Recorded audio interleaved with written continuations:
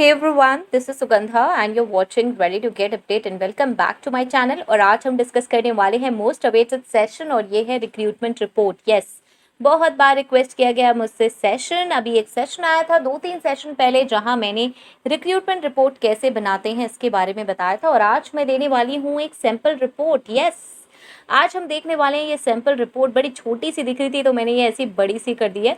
Proper समझेंगे सारी चीज़। बस एक रिक्वेस्ट है कि सेशन पूरा देखें तभी समझ में आएगा और मुझसे एक रिक्वेस्ट ना करें कि ये सैम्पल रिपोर्ट मैं आपको पीडीएफ में दे दूं, क्योंकि इसका कोई बेनिफिट नहीं है। देखिए, ये है सिर्फ 2 पेज की रिपोर्ट और इसमें सारी चीज़ें वही होंगी जो आपके ऑर्गेनाइजेशन के अकॉर्डिंग होंगी। ओके और इतनी सी रिपोर्ट बनाने के लिए बहुत ज़्यादा एफर्ट्स नहीं लगते हैं। अगर इतनी भी रिपोर्ट नहीं बना पाएंगे तो एचआर में कैसे काम करेंगे, रिक्रूटमेंट में कैसे काम करेंगे। ये तो एक बहुत ही सिंपल सी बेसिक रिपोर्ट है जो मैं दे रही हूँ। अदरवाइज इसमें बहुत ही टेक्निकल रिपोर्ट्स भी बनती हैं। अगर आप बहुत सारी पोजीशंस पे काम कर रहे हैं, बजटिंग, कॉस्ट एनालिसिस, बहुत कुछ करना होता है। फाइन, ये सबसे इजी रिपोर्ट है जो आपको बहुत हेल्प करेगी किन किन चीज़ों में। एक तो आपका काम जस्टिफाई करने में, जो कि सबसे ज़्यादा प्रॉब्लम आती है एचआर के केस में। जब हमसे पूछा जाता है काम कितना किया तो हम क्या करते हैं, वो एक कॉलिंग सी रिपोर्ट जो हमने बनाई होती है जिसमें इतने सारे लोगों को हमने कॉल किया हुआ होता है, बिकॉज डेली कॉल्स करते हैं 80-90, राइट, कोई 40-50-60 जितनी भी कॉल्स करते हैं आप। इसी से याद आया कि एचआर कॉल्स कितनी करनी चाहिए, इसका भी एक सेशन बना हुआ है, जाकर उसको भी देख लें। नहीं मिलता है तो मुझसे पूछ लें, राइट। ये आपको मिल जाएगा रिक्रूटर के सेशंस में, प्लेलिस्ट में, या फिर ह्यूमन रिसोर्स सीरीज की प्लेलिस्ट में भी मिल जाएगा। ठीक है, तो ये भी चेक कर लें कितनी कॉल्स होनी चाहिए कितनी नहीं। उसमें मैंने सब कुछ डिस्कस किया है। बहुत ज़्यादा डिस्प्यूट रहता है हमारा ये कि कितनी कॉल्स करनी चाहिए एज एन एचआर। ठीक है, सो ये हो गया हमारा इतना। तो हम जस्टिफाई कर सकते हैं, अपनी कॉल्स को भी बता भी सकते हैं और यहाँ पर हम पोजीशंस कितनी क्लोज करें, कितना काम कर रहे हैं, इसके बारे में बता सकते हैं। ये प्रॉब्लम अक्सर आएगी एज एन एचआर हमारे पास कि सीनियर्स मैनेजर्स सुनने को रेडी नहीं होंगे। वो कहेंगे भाई क्लोजिंग्स नहीं हो रही हैं, तुम्हारा कुछ काम नहीं हो रहा है। दूसरी जगह जाएंगे तो भी जस्टिफाई करना डिफिकल्ट होगा, क्योंकि हमारे माइंड में हमें ही नहीं पता होगा। बस हम ये सोचेंगे सिर्फ हम तो कॉलिंग के लिए बने हैं और बस हमारा काम कॉलिंग का है, जबकि ऐसा नहीं है। ये रिपोर्ट्स बनाते चलें, अगर कोई नहीं मांग रहा है ना तो भी बनाते चलें। यस, सबसे अच्छी बात यह है कि ये इतनी इजी है कि इसको आप बहुत आसानी से खुद बना सकेंगे और इसको बना के रखिए हमेशा। आप इसमें टाइम पीरियड डिसाइड कर सकते हैं। चलिए हम डिस्कस करेंगे ना, तभी मैं ये बताती हूँ। इससे पहले एक चीज़ बनती है कि चैनल पे पहली बार आए तो सब्सक्राइब कर दें और वो जो क्यूट से बेल आइकन है उसको हिट कर दें, बिकॉज ऐसे सेशंस जो आप मुझसे रिक्वेस्ट करते हैं कहीं पे भी, किसी भी सोशल मीडिया प्लेटफॉर्म पे, वो मिलेंगे आपको नोटिफिकेशन फीड पे जब भी वो अपलोड होंगे। और दूसरा चैनल है मेरा रेडी फॉर एसएस इंग्लिश, जाइए उसको भी सब्सक्राइब कर दें, राइट। तो चलिए हम डिस्कस कर रहे थे कि बहुत ही सिंपल सी रिपोर्ट है और इसे हम देखेंगे अब बिल्कुल जूम कर कर। ओके, बिकॉज आप चले जाते पूरा सेशन ज़रूर देखें। अब बार बार मैं रिक्वेस्ट कर रही हूँ, नहीं तो चीज़ें समझ नहीं आएंगी ऐसे ही। ठीक है, ये है सबसे पहले। देखिए मैं ऊपर से दिखा देती हूँ, बहुत ही बेसिक रिपोर्ट है, ये कोई टेक्निकल रिपोर्ट नहीं है। रिक्रूटमेंट रिपोर्ट आप ऐसे लिख सकते हैं और उसके बाद आपकी जो कंपनी है उसको मेंशन कर सकते हैं। आई होप सो ये क्लियर हो रहा होगा। मैं क्या थोड़ा सा और जूम कर दूँ? चलिए मैंने थोड़ा सा ना और जूम कर दिया इसको, और जिससे कि आप देख सकें। मुझे लगता है 120 पे ये ठीक आ रहा है। चलिए यहाँ इतना 130 पे देख लेते हैं।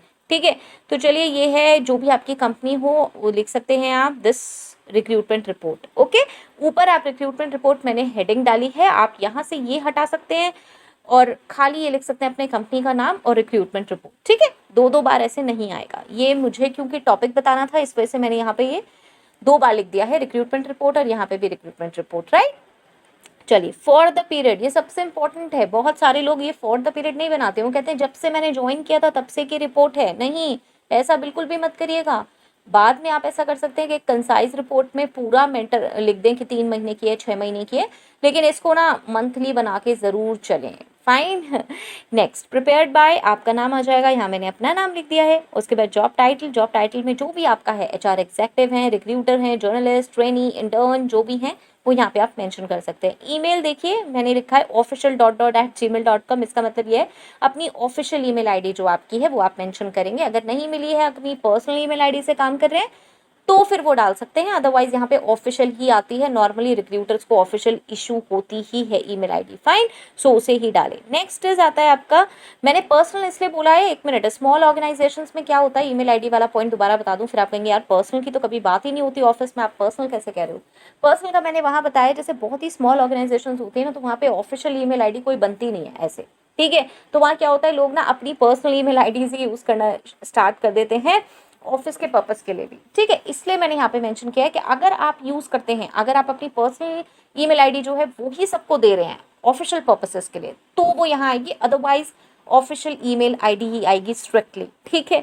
चलिए नेक्स्ट आता है हमारा डेट आप मेंशन कर देंगे, जो भी है, मैंने जो डेट पे मैं शूट कर रही हूँ उस पर मैंने कर दिया है। उसके बाद आता है, अब देखिए, अब ये पॉइंट्स हैं बहुत ही इजी से 5 पॉइंट्स। इससे पहले वो सेशन आप देख लीजिएगा जहां मैंने रिक्रूटमेंट रिपोर्ट के बारे में बताया था, बहुत ही बारीकी चीज़ें बताई थी, उसको ज़रूर देख लें। और आज फिर अब ये देखेंगे ना तो बिल्कुल क्लियर हो जाएगा। पोजीशंस टू बी क्लोज्ड कितनी करनी है, मैंने देखिए 5 पोजीशंस ले लिए हैं ऐसे रेंडमली, आप कोई भी ले सकते हैं। अब मैंने ना यहाँ पे आईटी और नॉन आईटी दोनों ही ले लिए, मतलब web developer obviously IT recruiter की पोजीशन है, क्योंकि हो सकता है आईटी रिक्रूटर्स यहाँ पे देख रहे हो मुझे तो कहेंगे यार मैम आपने तो बस खाली नॉन आईटी रिक्रूटर्स के लिए रिपोर्ट बना दी, तो उसमें कोई चेंज नहीं होता, बस प्रोफाइल्स का ही चेंज होता है, अदरवाइज रिपोर्ट्स वगैरह ऐसे ही बनेंगी, ठीक है। सो इसलिए मैंने एक वेब डेवलपर भी डाल दिया। ऑब्वियसली आप आईटी या नॉन आईटी जिस पे भी काम कर रहे हैं वो आपको प्रोफाइल्स डालने हैं। वेब डेवलपर मुझे एक हायर करना है, एचआर असिस्टेंट मुझे एक हायर करना है, फ्रंट डेस्क एग्जेक्टिव मुझे एक हायर करना है, प्रोडक्ट मैनेजर एक हायर करना है, फाइनेंस एग्जेक्टिव एक हायर करना है, ठीक है। पोजीशंस क्लोज्ड या फिर फिल्ड या फिर रिक्रूटेड, आप अपनी मनपसंद से इसमें कुछ भी लिख सकते हैं। सेकंड पॉइंट में पोजीशंस क्लोज्ड या फिर फिल्ड या फिर आप लिख सकते हैं रिक्रूटेड, रिक्रूटमेंट, जो भी, ठीक है। इस तरह से आप कुछ भी लिख सकते हैं, जस्ट अ जर्नल आइडिया है, बहुत ही सिंपल तरीके से मैंने इसको बनाया है। 2 पोजीशंस मैंने क्लोज कर दी हैं, फाइन। सीरियल नंबर ऐसे आप इसे टैबुलर फॉर्म में बना सकते हैं, देखिए मैंने इसे अट्रैक्टिव बनाने के लिए ऐसा करा है, ठीक है। ऊपर टेबल हम नहीं बना सकते थे वेब डेवलपर और उसमें जहाँ पे पोजीशंस टू बी क्लोज थी, ओके मैंने वहाँ नहीं बनाई है। यहाँ पे आप वहाँ पे भी बनाना चाहते हैं कि अगर आपके पास बहुत सारी पोजीशंस हैं और डिफरेंट डिफरेंट ब्रांचेस की हैं, तो वहाँ पे भी आप ऊपर टेबल बना सकते हैं। इस तरह से टेबल बनाएंगे ना, किसी भी मैनेजर को आप सबमिट करेंगे, कहीं भी सबमिट करेंगे, बहुत ईजी होगा देखना। पैराग्राफ्स में ये सारी चीज़ें लिखी होती है तो बहुत डिफिकल्ट हो जाता है, तो हमेशा इस तरीके से बनाएं। सिंपल टेबल है जैसे वर्ड में बनती है। चलिए मैं यहाँ से दिखा भी देती हूँ, जो नए हैं इंसर्ट में मैं चली गई हूँ और टेबल मैंने ऐसे करके यहाँ पे इंसर्ट कर दी, देखिए इंसर्ट होनी भी शुरू हो गई, मुझे नहीं करनी है कोई भी इंसर्ट, ठीक है। तो सिंपल यहाँ से बनती है, आई होप सो पता ही होगा आपको। सीरियल नंबर और उसके बाद positions, name of candidate, candidate का नेम जरूर डालना है इसमें हमें। Serial number, front desk executive में कर चुकी हूँ, मिस ए मैंने हायर कर ली हैं, और 2 में प्रोडक्ट मैनेजर मैंने हायर कर लिए हैं मिस्टर बी, ठीक है।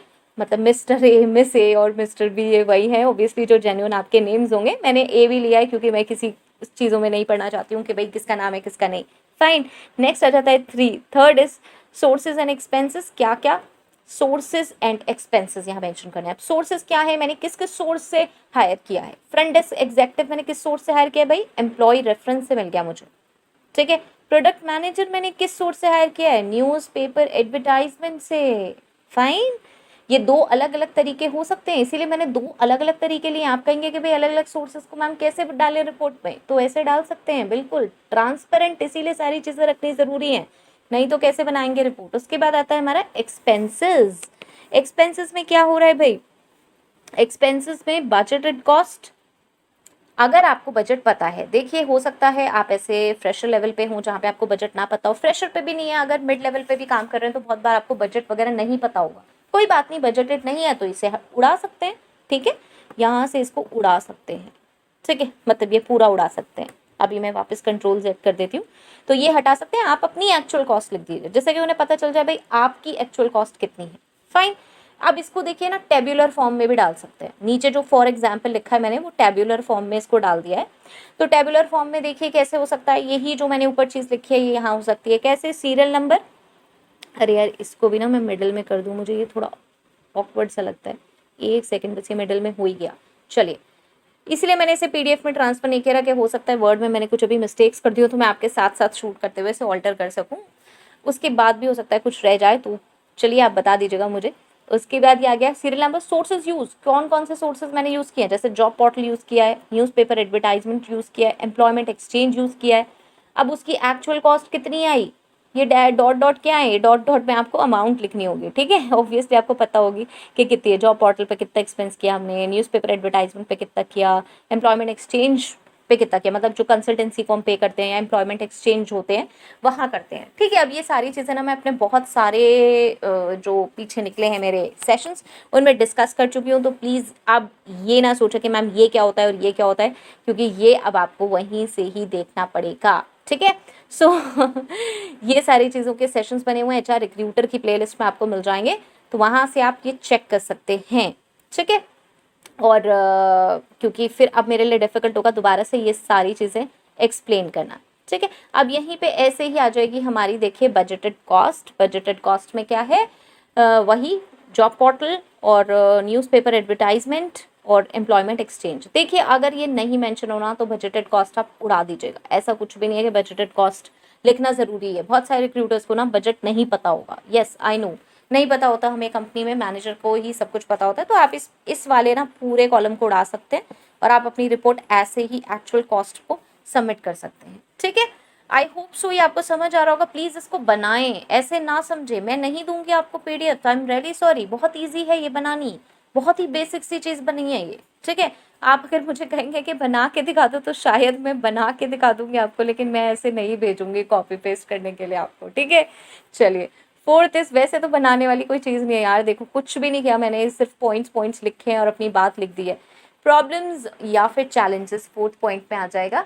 और इसमें है हमारा, during the recruitment process we came to know about bad publicity और negative employee reviews related to work culture, environment, atmosphere etcetera. क्या हुआ, प्रॉब्लम क्या आई भाई मेरे पास, रिक्रूटमेंट प्रोसेस के समय क्या पता चला मुझे, भाई बड़ी बैड पब्लिसिटी हो रही है हमारी कंपनी की।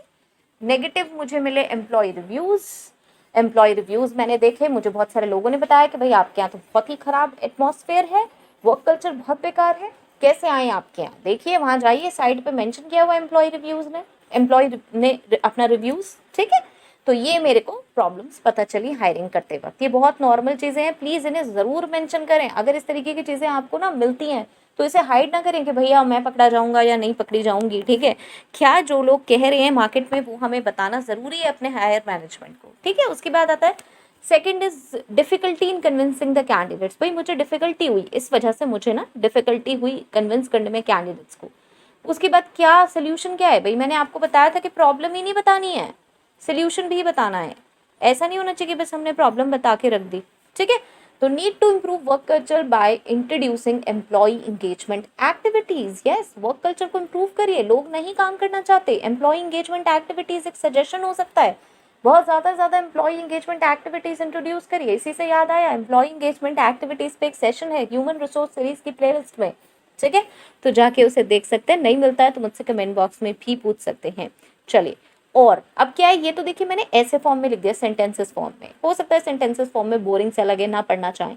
और का मतलब ये दोनों चीज़ें आपको नहीं करनी है, या तो आपको सेंटेंसेस फॉर्म में लिखना है या फिर इस टेबल फॉर्म में लिखना है, ठीक है। तो मैंने इसे टेबल में बना दिया। अब देखिए टेबल में कितना ईजी है, सीरियल नंबर, फिर से ना मैं इसको मिडल में कर दूँ, ये जो सीरियल नंबर है ना, एक सेकेंड बस, हो गया है ये, हाँ ठीक है। तो अब क्या है, प्रॉब्लम क्या आई, bad publicity, negative employee reviews. देखिए जो ऊपर पॉइंट में लिखा था वही, ये तो मेरी प्रॉब्लम थी। चैलेंज क्या हुआ भाई, चैलेंजेस क्या हैं, चैलेंजेस हमें आए हैं difficult to convince the candidate. Yes, difficult हो गया कन्विंस करना कैंडिडेट को, यही तो मेरा चैलेंज है। और क्या चैलेंज आया है, ठीक है। सोल्यूशन क्या प्रोवाइड कर सकती हूँ मैं, improvement in work culture. Yes, work culture को इम्प्रूव करें, कैसे, एम्प्लॉय इंगेजमेंट एक्टिविटीज इंट्रोड्यूस करके।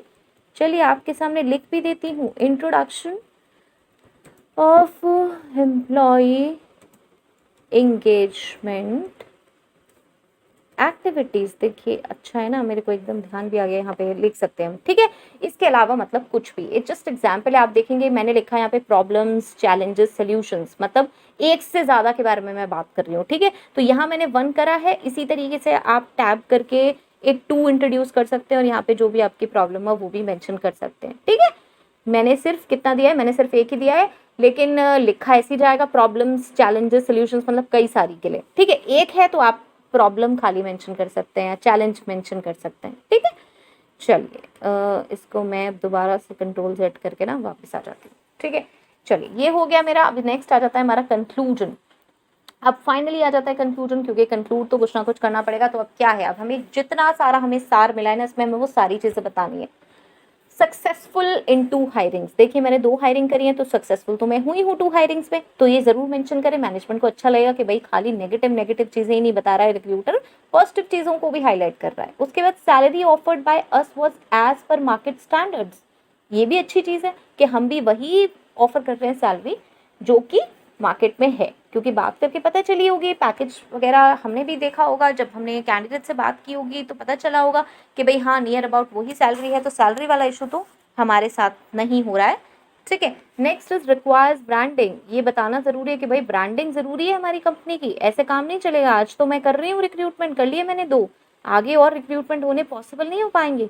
Need to review company policies भी देखनी जरूरी है। ऊपर क्या शिकायत आई थी, भाई वर्क कल्चर अच्छा नहीं है, तो कोई ना कोई पॉलिसीज तो हमें देखनी पड़ेंगी ना, कुछ ना कुछ बोलने वाली थी मैं, तो कुछ ना कुछ पॉलिसीज तो हमें देखनी पड़ेंगी, तो चेंजेस करने पड़ेंगे, तो हमें रिव्यू करनी पड़ेंगी कुछ company policies. Establish responsive grievance cell, देखिए एम्प्लॉय परेशान है, ऊपर क्या बात हुई थी कि एम्प्लॉय रिव्यू अच्छा नहीं है, एम्प्लॉयज यानी कि परेशान होकर यहाँ से जा रहे हैं, तो हमें क्या करना पड़ेगा, एक रिस्पॉन्सिव ग्रीवियंस सेल होना जरूरी है। खाली ग्रीवियंस सेल नहीं, एक ऐसा ग्रीवेंस सेल में आपने आदमी बिठा दिया जो सिर्फ बैठा हुआ है, सुनता है, कहता है अरे यार हो जाएगी प्रॉब्लम सॉल्व, वो ऊपर ना मैनेजर को बता रहा है ना उसे सॉल्व करने की कोशिश कर रहा है, या फिर कह रहा है यार तुम तो रोज ही लेके आ जाते हो एक ही प्रॉब्लम, ठीक है। तो ऐसा ग्रीवेंस सेल नहीं चलेगा, ठीक है।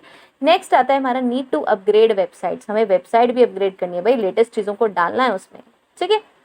विद लेटेस्ट हैपनिंग्स लिख सकते हैं आप, कुछ भी यहाँ पे मेंशन कर सकते हैं। ये देखिए मेरी तरफ से ना छोटे छोटे सजेशंस हैं, इसके अलावा बहुत कुछ हो सकता है जो आप सोचें, राइट। एक ऐसे एचआर प्लीज ना बने, एक ऐसे रिक्रूटर ना बने जिसका काम सिर्फ और सिर्फ क्या करना है, अपनी सैलरी लेना है, किस वजह से कि भाई मैंने एक अपने टारगेट फिल कर दिए और बस मैं सैलरी लेके घर चला जाऊं। नहीं, ऐसे नहीं सीख पाएंगे, वहीं के वहीं स्टक रहेंगे। बहुत सारे लोग आप में से ही मुझे बताते हैं पोजीशंस पे वहीं पे स्टक हैं, बहुत ईयर्स से कुछ नहीं कर पा रहे हैं, ठीक है। कई बार मैं इस बारे में डिस्कस कर चुकी हूँ।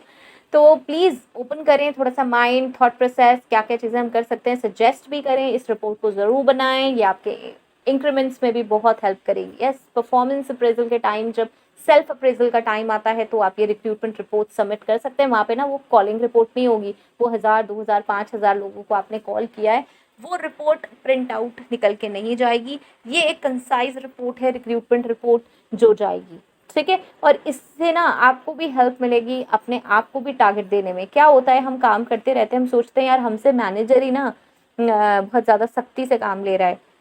आप खुद सोचिए, यहाँ पे अगर आप 0 पोजीशंस टू बी क्लोज्ड इतना, और यहाँ पर आपका हमेशा पोजीशंस टू बी फिल्ड में 0 रहे, तो कैसा लगेगा।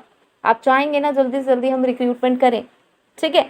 तो ये अपने लिए भी एक टारगेट सा हो जाता है अगर हम इस तरीके की रिपोर्ट बनाते हैं। मेरे लिए तो हमेशा से ये टारगेट रहा है, मैं हमेशा से जैसे ही टास्क मिलता है रिपोर्ट बनाना स्टार्ट कर देती हूँ, और वहाँ पे जब तक ये चीज़ें फिल नहीं होती है ना, मुझे चैन ही नहीं मिलता। यस, ऐसा लगता है कि यार काम बहुत ज़्यादा पेंडिंग है, ठीक है।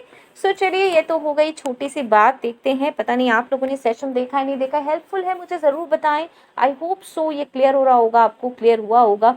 जगह जगह प्लीज़ वापस जाके इसको बना लें, रोक के देख लें। व्यू में मैं क्या एक बार दोबारा से आपको 2 पेजेस करके दिखा देती हूँ, ये किस तरीके से, इतनी सी रिपोर्ट है, देखिए कितनी अच्छी लग रही है, छोटी सी रिपोर्ट है सिर्फ, ठीक है।